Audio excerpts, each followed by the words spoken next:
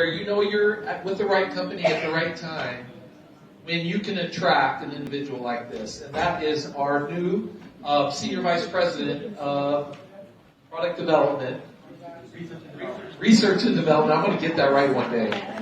I just call him the man. Help me welcome Dr. Brian Dixon.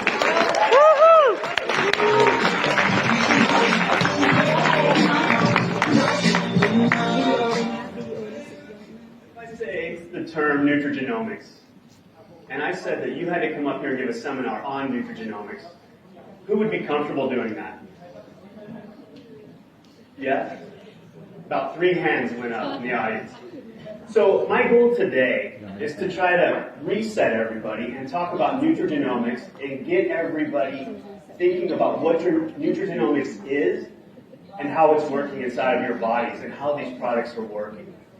I'm going to set the stage talking about nutrigenomics, and then Dr. Brett Brimhall is going to be doing breakouts and going more in depth into how these products are working on a nutrigenomic basis.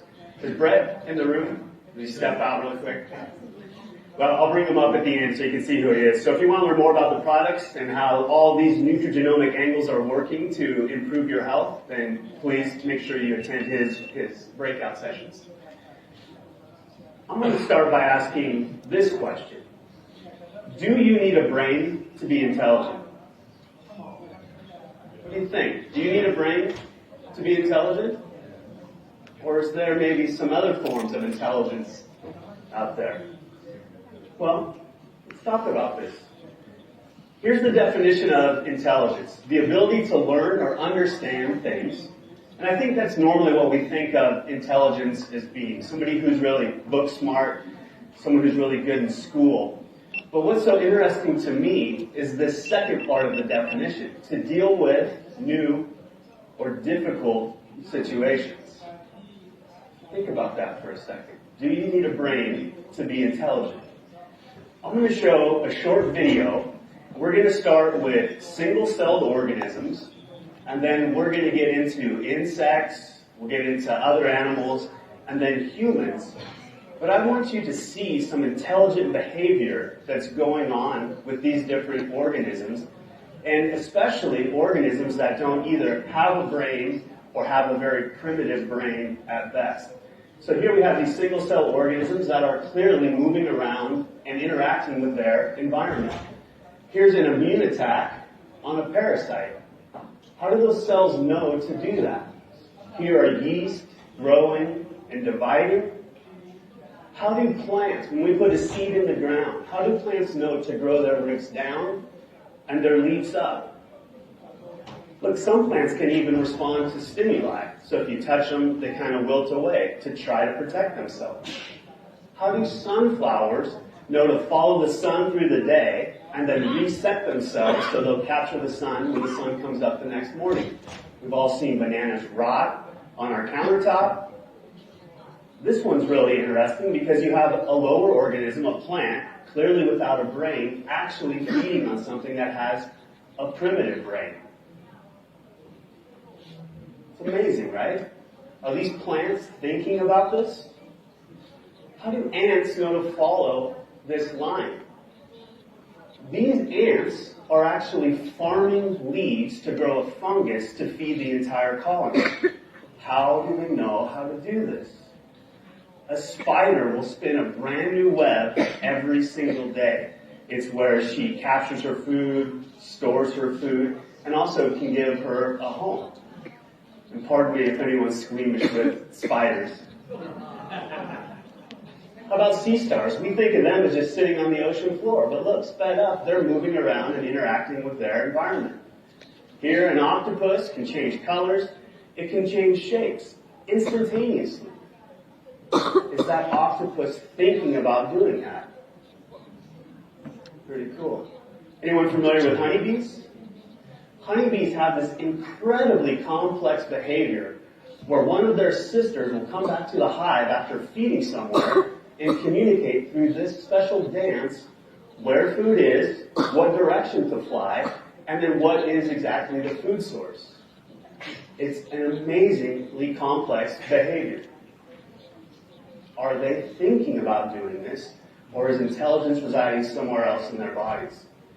The chameleon, thinking about changing colors, or just reacting and responding to its environment? Baby ducks following her mom. How do dogs know how to fetch? Are they thinking about doing this? How about cats? Everyone thinks cats can't swim, but they're actually great swimmers. Most mammals, just within minutes, if not hours after they're born, can stand up and walk. How do they know how to do this? I'm going to show some human examples. Does that picture think about it? Or this hockey goalie? Just reacting. You cannot think fast enough. Watch this soccer goalie. If the goalie were to think about it, he would not be there in time to make that save. And then I always laugh when people tell me that they can't swim, because we're born with the ability to hold our breath and make these primitive swimming motions when we're put underwater. Right? Complex brain, but they're not thinking about it. So what's going on? Do you really need a brain to be intelligent? Or is there some intelligence that's residing somewhere else inside of us? Think about yourselves sitting here. Are you thinking about the blood going through your blood vessels? Are you thinking about the nerve impulses? Are you thinking about the breaths that you're taking? Are you thinking about digesting the food you ate this morning for breakfast? If you went for a run this morning, are you thinking about remodeling your bones or your muscles? No, it's just happening.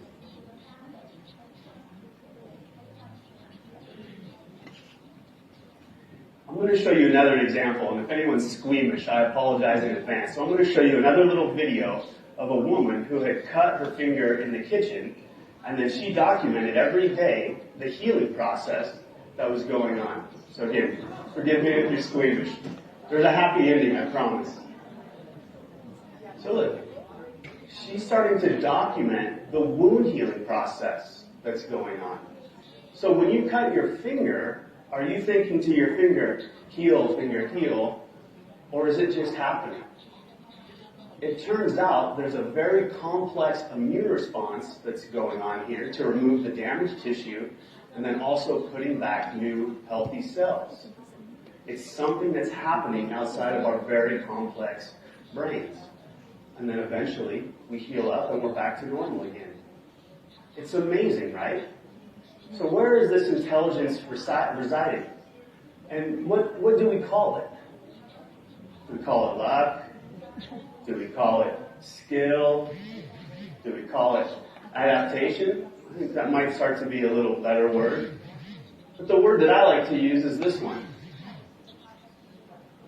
Instinct. Right? These things are just happening.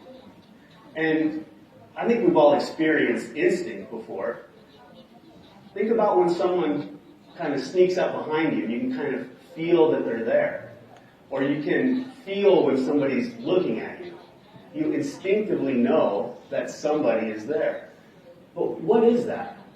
So if all of this is instinct that's going on, and we have this instinct inside of our bodies, where does it live? Where can we find it? How about in our DNA and genes? This is where all of this is residing. And then just to clear up a little bit of terminology, we've all heard about DNA, I think. And DNA resides inside of the nucleus, inside of almost every single cell in our body. If I were to reach into one of those cells, get inside of your nucleus, pull out the DNA, and stretch it out here on the stage, it would be somewhere between 6 to 9 feet long, right? 2 to 3 meters long, wrapped up and coiled upon itself inside of every single cell. That's amazing. Our bodies organize that DNA into what we call genes. So we have somewhere between 20 to 30,000 different genes residing inside of every single nucleus in our bodies. It is amazing. Let me ask a question. Would you consider DNA to be active, moving around, doing stuff, or is it passive and just sitting there? How many people say active? How many people say passive? I actually say it's a passive molecule. It's really just sitting there. Okay? So here is an example that I like to use when it comes to talking about your DNA.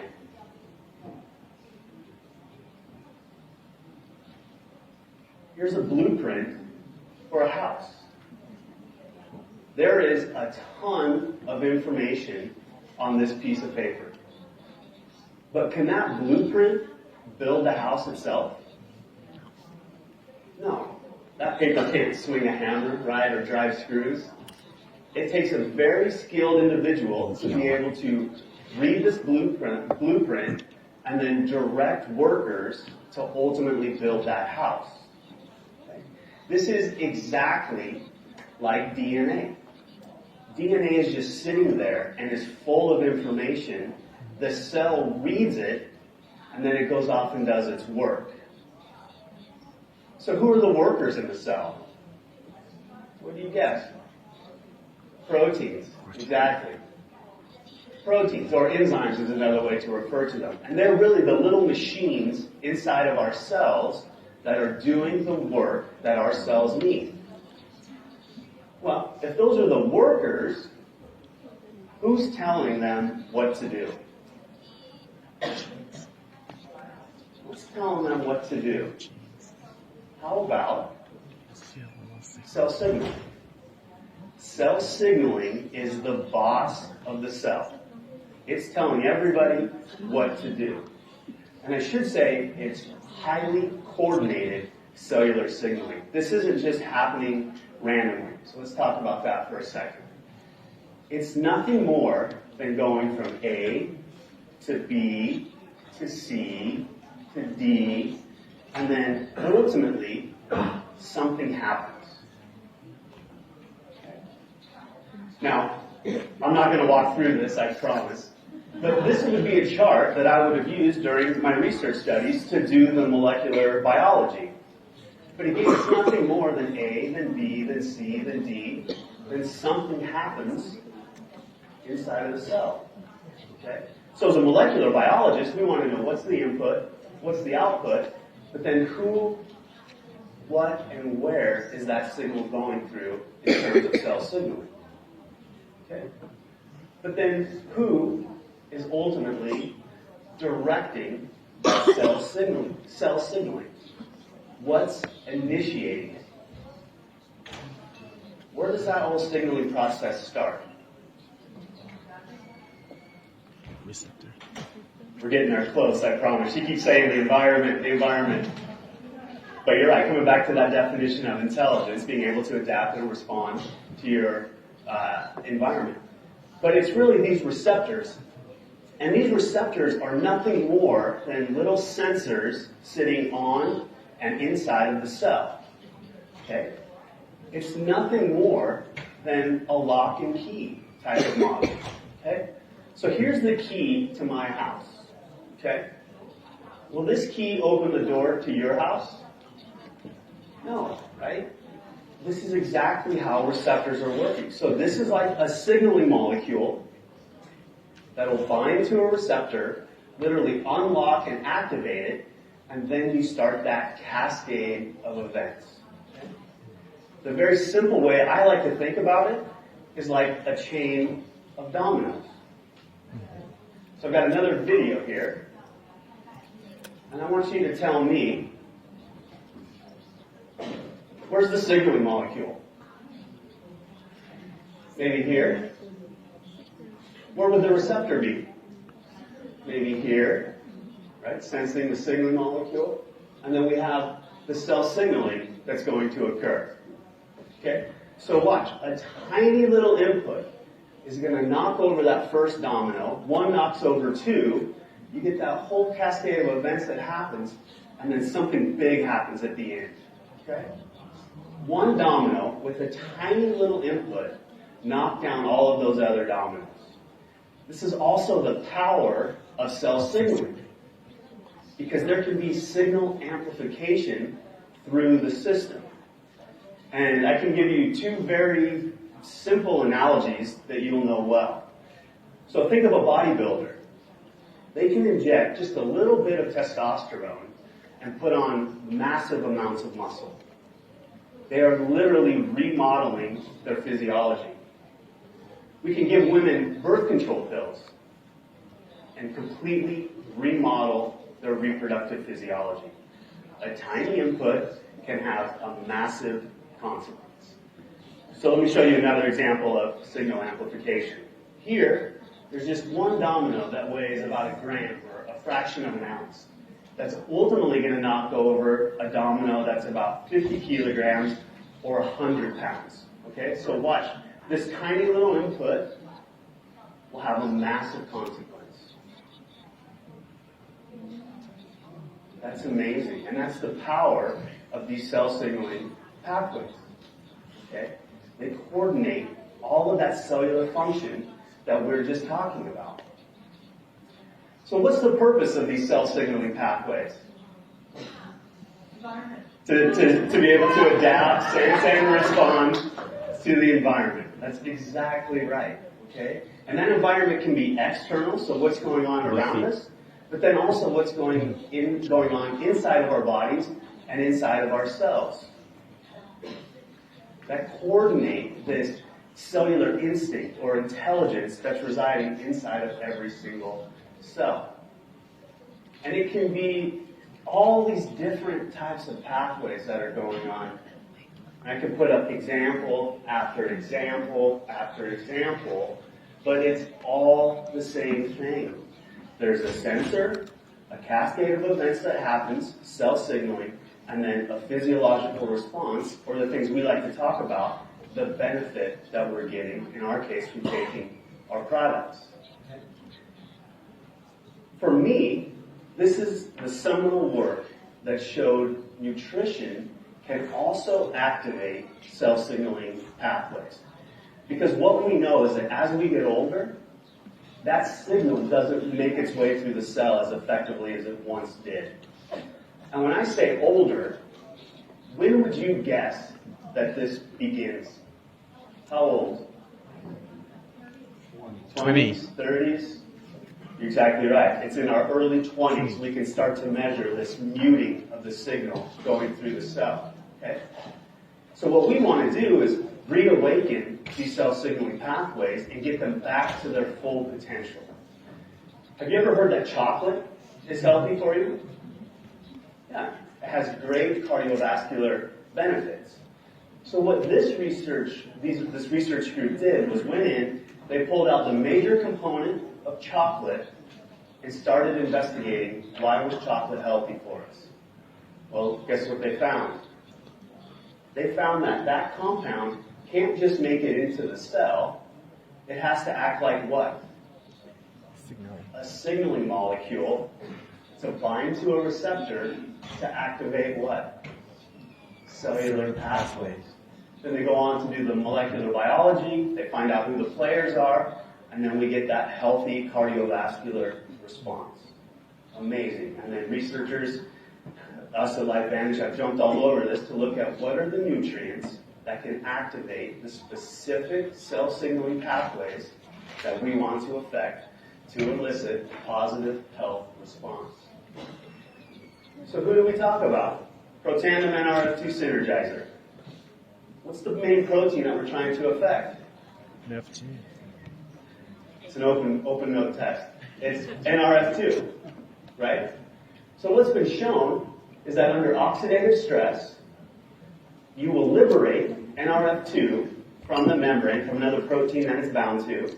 It will go into the nucleus, turn on genes that will be made into proteins that will give us this healthy antioxidant and detoxification response. Well, what have we shown time and time again? That specific compounds, 5 botanical plant extracts, can also have that exact same effect in the absence of that stress. These nutrients liberate NRF2, it goes into the nucleus, and turns on these healthy genes. This is the definition of nutrigenomics. Okay? using nutrients to affect gene expression. What about the next product? Protandim NRF1 synergizer. Again, NRF1 is just anchored out of the cell. Under the right stimulus, it goes into the nucleus and look, targets gene expression. Exact same thing. But what are we trying to affect with nutrients and other plant extracts? Mitochondrial health. And we can do this through this nutrigenomic approach. Okay? The newest product, Protandim NAD synergizer. What's going on there? So we looked at this notion of caloric restriction. Caloric restriction has these amazing health benefits to the body. Okay? So what happens if we mimic caloric restriction through different nutrients and plant extracts? We know that we can affect a protein called sirtuins, but they require a molecule called NAD. We can affect that molecule and that sirtuin pathway through nutrients and plant extracts to elicit all of those same health benefits. So we're using nutrients to target specific genes to elicit a health response. How cool is that? Woo. The notion that those bases for why life exists. So that's just really the very high-level approach to what nutrigenomics is. Okay, using nutrients to activate these cell signaling pathways to ultimately elicit a beneficial response. And so we have Brett that's back, standing up in the back. Do you want to come up or speak from there? He's going to go in his breakout sessions, like I mentioned, and get way deeper into the nutrigenomic approaches of these three products and what's going on inside of our bodies. Do you have a quick handheld, maybe?